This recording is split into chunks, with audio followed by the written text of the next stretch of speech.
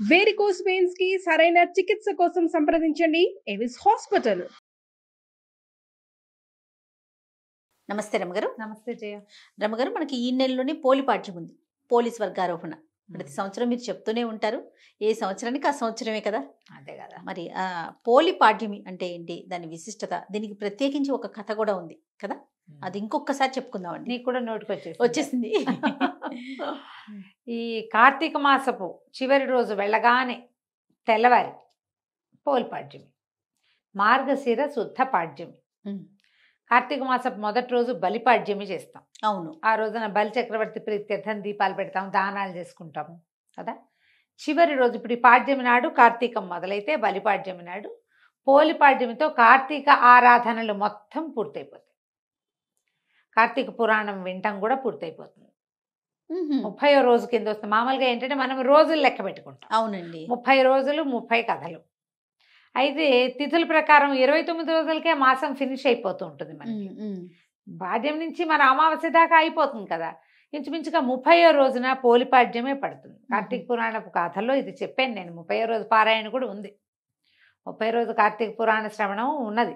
Okay. కానీ ఒకసారి మళ్ళీ చెప్తే, ఇదేంటంటే నెల పొడుగునా దీపాలు పెట్టిన వాళ్ళు ఆఖరి రోజైనటువంటి ఈ కార్తీక అమావాస్య దిగగానే వచ్చే పాడ్యమి నాడు తెల్లవారుజామున నీటిలో దీపాలు వదిలిపెట్టడం, జ్వాలాతోరణ సమర్పణ చేస్తారు. నీళ్లలో అమ్మ వెళ్ళిరా అని కార్తీక దీప జ్యోతిని పంపిస్తారు, సాగనంపటం. ఈ నెల రోజులు స్నానాలు చేస్తారు. తెల్లవారుజామునే ఒక పొద్దులు ఉంటారు, ఉపవాసం చేస్తారు, పుట్టిగా నక్తాలు ఉంటారు. తర్వాత దానాలు చేస్తారు, రకరకాలు దుప్పట్లు గిప్పట్లు అలాంటివి కూడా దానం చేస్తాము. మనం బట్టలు వస్త్రదానం చేస్తాం. బ్రాహ్మణులకి మోయిని ఇచ్చే పద్ధతులు ఉంటాయి, ఇది ఇస్తారు కదా, పొత్తర్లు ఇవ్వటాలు అలాంటివన్నీ చేస్తారు.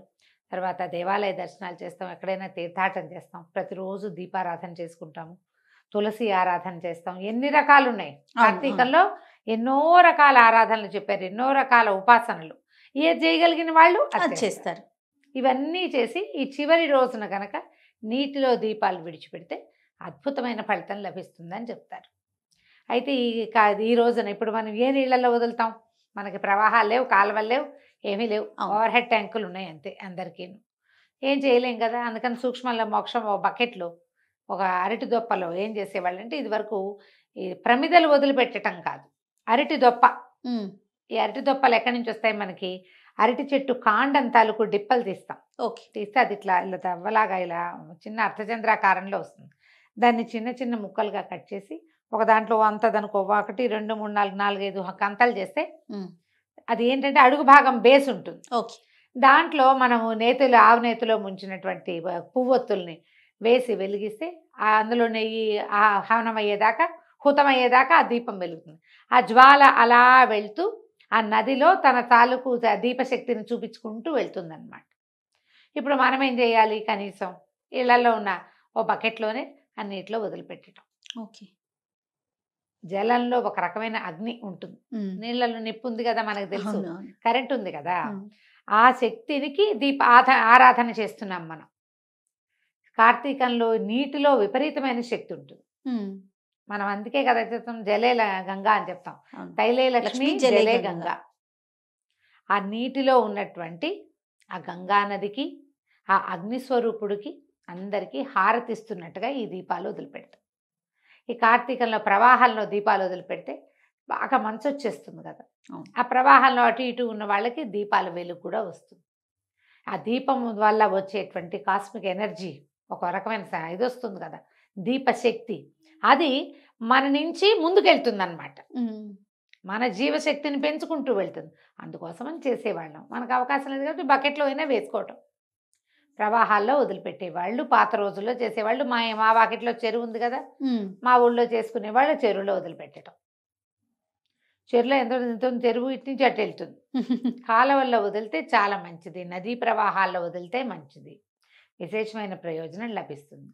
దీనికి అనుబంధంగా ఒక చిన్న కథ చెప్తారు. పోలమ్మ పోలి కథ, పోలి స్వర్గారోహణ చేసిన కథ అని చెప్తారు. స్వర్గారోహణం చేయటం అంటే ఎప్పుడు చేస్తారు? మరణించాక, కాలం చేశాక ఆమెకి కాలం తీరిపోయిందని అందుకే స్వర్గారోహణం చేసిందని ఒకటి చెప్తారు.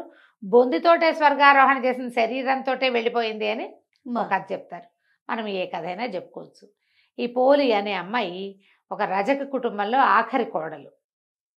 మిగిలిన వాళ్ళంతా కొంచెం గద్దరి వాళ్ళు, తెలివైన వాళ్ళు. పోలి మెతకది, భక్తురాలు. ఆ అమ్మాయికి ముందు నుంచి దేవుడికి దండం పెట్టుకోవటము, ఏదైనా మంచి పని చేయటము అవి ఉండేవి. ఇప్పుడు వీళ్ళంతా కూడా ఏంటంటే ఈ నిత్య పూజా విధానాలు లేని కాలం అది. ఓ ఈ కథాకాలము రోజువారీ దీపారాధన చేయటం, రోజువారీ భజన చేసుకోవటం, రోజువారీ పూజలు, గుళ్ళోకి వెళ్ళటాలు అవి లేవు. అందరూ గుళ్ళోకి వెళ్ళే రోజులు కూడా కావు. ఓ ప్రత్యేకంగా కార్తీక మాసం ఆరాధనా మాసంగా ఉండేది ఆ కాలంలో. అప్పుడు ఏం చేసేవాళ్ళు, ఈ ఇంట్లో దీపాలు గీపాలు లేక వీళ్ళు నదీ తీరానికి వెళ్ళిపోయి నదిలో స్నానం చేసి నది ఒడ్డునే దీపారాధన చేసుకుని కార్తీక దామోదర ప్రీత్యర్థం దీపారాధన మహంకరిచి అని ఎవరన్నా అయ్యగారు మంత్రం చెప్తే చెప్పినట్టు, లేకపోతే దేవుడికి తమకు చేత వచ్చినట్టుగా దండం పెట్టుకుని స్నానం చేయటం, దీపం పెట్టడం. కార్తీకంలో ఇంకా ఏమీ లేదు, స్నానాలు దీపాలు అంతే. అయితే ఈ ఇంటిల్లిపాది వెళ్ళేవాళ్ళు. ఇప్పుడు ఇంటిల్లిపాది వెళ్ళిపోతే తెల్లవారు మళ్ళీ వెనక్కి తిరిగి వచ్చేసరికి ఎండెక్కి వస్తారు. అప్పుడు దీపావళి పని ఎట్లా ఇంట్లో? అందుకని మెతగతగా ఉన్నటువంటి పోలిని ఇంట్లో విడిచేసి ఆ అమ్మాయి తాలూకు 4-5 తోడుకోడళ్ళు, అత్తగారు వెళ్ళిపోయేవాళ్ళు. ఈ పిల్ల కూడా తను కార్తీక స్నానం చేయాలని అదని ఉండేది మనసు. కానీ అది అవకాశం లేదు. ఇంట్లో ఉన్న నీళ్ళే పోసుకొని గంగా గంగా అని గంగాదేవిని తలుచుకుని దండం పెట్టుకునేది. మామూలుగా కొంచెం శ్రద్ధాశక్తులు ఉన్న పిల్ల. వీళ్ళకి రోజువారీ పూజా విధానాలు ఉన్నట్టు కథలో చెప్పరు. ఆ కథాకాలం కూడా అలాంటిది కాదు. ఈ నెలలోనే చేసుకునేవాళ్ళు. 4 రోజులు వాళ్ళు ప్రతిరోజు వెళ్ళిపోయారు. ప్రతిరోజు పాలు దిగి, గొడ్లకు మేత ఇయ్యి, వెన్న దిగి, అది దిగి, ఇది దిగి అని చెప్పేవాళ్ళు. అయితే చివరి రోజైన ఈ పాడ్యమి నాడు, అదేంటి అమావాస్య వెళ్ళిపోయింది. ఆ అమ్మాయి అమావాస్య ఉందనే భావించింది. అమావాస్య వెళ్ళిపోతాం, వీళ్ళంతా వెళ్ళిపోయారు దీపాలు పెట్టుకోవడానికి. ఈ అమ్మాయి ఏమనుకుందంటే, ఇంట్లో ఉన్నాం, కనీసం ఇక్కడైనా దీపం పెట్టుకుందాం వీళ్ళు వచ్చే లోపలని ఏం చేసింది, ఇక అత్తగారన్నీ తలుపులు వేసుకుంటుంది. వాళ్ళ ఇంట్లో దీపారాధనకి వ్యవహారాలు ఏమీ లేవు. ఉన్నవి పట్టుకెళ్ళి అక్కడ దీపం పెట్టుకుంటారు వాళ్ళు, ఇక్కడేం లేదు. అందుకని అమ్మాయి ఏం చేసిందట, వెన్న చిలికి ఆ కవ్వానికి ఉన్న అది ఇంత ముద్ద రావాలి లెక్క, అది తీసి అక్కడ పెట్టింది. కవ్వానికి వెన్న అంటుకుని ఉంటుంది గాళ్ళల్లో, తెలుసు కదా, ముద్దలా ఉంటుంది కవ్వం ముద్ద. ఆ ముద్ద తీసి దాంట్లో నుంచి అట్లా అలాగా తీస్తే అంత నలకంత వెన్న వచ్చింది. ఆ దొడ్లో ఒక పమిడిపత్తి చెట్టు ఉందట వాళ్ళకి. చెట్టు విచ్చుకుంటాయి కాయలు. అవును. అందులో నుంచి కొద్దిగా పత్తి తీసి దాన్ని బాగా నలిపి ఒత్తి చేసి ఈ వెన్నతోటి తడిపి ఓ చిన్న ఆకు దొన్నెలో ఆ దీపాన్ని ముట్టించి ఏం చేసింది, చాకలి కడవ ఉంటుంది వాళ్ళ ఇంట్లో, చాకలి బాణ, బట్టలు ఉడకబెట్టడానికి వాడతారు. పొయ్యెక్కిచ్చి చవుడు అవి వేసి బట్టలు ఇస్త్రీ చేస్తారు కదా వాళ్ళు, దాన్ని ఏదో అంటారమ్మా, బట్టల్ని కమ్ము బిడవటం అంటారు. మీ ఊళ్ళల్లో ఏమంటారో నాకు తెలీదు. కమ్ము బిడిచి ఇవ్వు అని చెప్పేవాళ్ళు మా వాళ్ళు. కమ్ము బిడవటం అంటే ఆ నీళ్లు బాగా మరిగించి అందులో సున్నము, చవుడు ఏదో వేసి ఈ దుప్పట్లు కొంచెం గార రంగు వచ్చేస్తాయి, పాతపడిపోయి అంటే మాసిపోయిన దుప్పట్లు అందులో పడేసి ఉడికిచ్చేవాళ్ళు. ఉడికించాక బట్టలు బాగా వేడి నీళ్ళల్లో సలసల్లాడితే ఆ గాళ్ళల్లో అవే నేతలో ఇరుక్కుపోయిన మురికంతా బయటకు వచ్చేస్తుంది. తర్వాత ఏం చేసేవాళ్ళు, శుభ్రంగా జాడిచ్చి 2 దెబ్బలు కొట్టి జాడిచ్చేసి ఆరేసి ఇస్త్రీ చేసి ఇచ్చేవాళ్ళు. కమ్ము బిడవటం, కమ్ము పిడిచినట్టుంది అని చెప్పేవాళ్ళు. దాని పేరే అది, ఇంకా అంతకంటే వేరే ఏముందో నాకు తెలియదు. అయితే ఈ బాణ ఒకటి ఉంది పెద్దది, అవి చిట్టి ఉండవు, బాగా 25-30 దుప్పట్లు ఎట్ ఏ టైం వేసేలాగా పెద్ద చాకలి బాణ, దాని పేరే అది, చాలా పెద్దది. అది తిరగేసి అందులో నీళ్ళు పోసి ఆ బాణలో విడిచిపెట్టింది ఆ దీపాన్ని. అయితే ఏమైంది, అదే సమయానికి విష్ణుదూతలు వెళ్తున్నారట ఆకాశంలో. వెళ్తుంటే ఈ అమ్మాయి ఆ బాణలో దీపం వేశాక గుమ్మానికి ఆనుకొని కూర్చుంది. ప్రాణం పోయింది, ఆ అమ్మాయికి సమయం అయిపోయింది.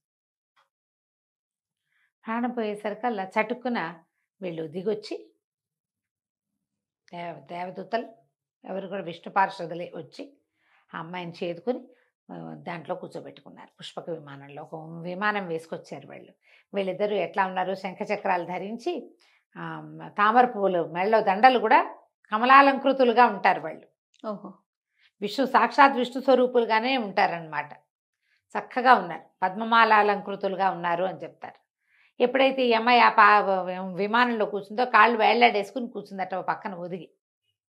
కూర్చునేసరికల్లా ఈ అమ్మాయి వీళ్ళింటి నుంచి విమానం లేచేసరికల్లా చుట్టుపక్కల వాళ్ళు చూసేసి అమ్మో పోలిని తీసుకుపోతున్నారు, పోలికి స్వర్గం వచ్చేసిందని కేకలు పెట్టారు. పెట్టేసరికల్లా ఆ కేకలు ఒక్క కేక నుంచి ఓ కేక అట్ట పోయి ఆ నది తీరం నుంచి స్నానం చేసి తిరిగి వస్తున్న అత్త ఆ తోడుకోడళ్ళకి వినపడింది. అందరూ ఆశ్చర్యపడి, ఇదేంటి 4 రోజులు దీపం మేము పెడితే దీనికేటా వచ్చింది స్వర్గం, విమానం మాకు రావాలి, దానికేటా వచ్చింది. అత్తగారు పరిగెత్తుకుంటూ వచ్చి అవి ఎగిరిపోతున్న విమానంలోంచి కాళ్ళు వేళ్లాడేసి కూర్చుని ఆ పోలి కాళ్ళు పట్టేసుకుందట ఆవిడ వెళ్ళటానికి. తను కూడా ఆ అమ్మాయి కాళ్ళు, అత్తగారి కాళ్ళు పెద్ద కోడలు కాళ్ళు చిన్న కోడలు, అట్ట వరుసగా 5గురు ఒకళ్ళ కాళ్ళు ఒకళ్ళు పట్టుకుని వేళ్లాడుతూ వెళ్ళారు. పైకి వెళ్ళారు కొంతమేరకి. వెళ్ళేసరికల్లా ఈ దేవదూతలు ఇద్దరు ఉన్నారు కదా, విష్ణు పార్షదులు ఇద్దరు చూసి, ఈ అమ్మాయికి అవకాశం ఉంది మీకు అవకాశం లేదని అత్తగారి చేతుల మీద ఒక దెబ్బ కొడితే మొత్తం అంతా గుంపంతా కింద పడిపోయారు. పోలీస్ స్వర్గానికి వెళ్ళిపోయింది. అది మార్గశిర శుద్ధ పాడ్యమి, అమావాస్య వెళ్ళిపోయిన మరుసటి రోజు. ఆ రోజున అమ్మాయికి స్వర్గారోహణ లభించింది. ఆఖరి రోజైనా దీపం పెట్టండి నాయనా, స్వర్గం లభిస్తుందని చెప్పడం. చివరి రోజున 4 రోజులు చేయలే, పాడ్యం నాడైనా పెట్టండి కనీసం, అంతే.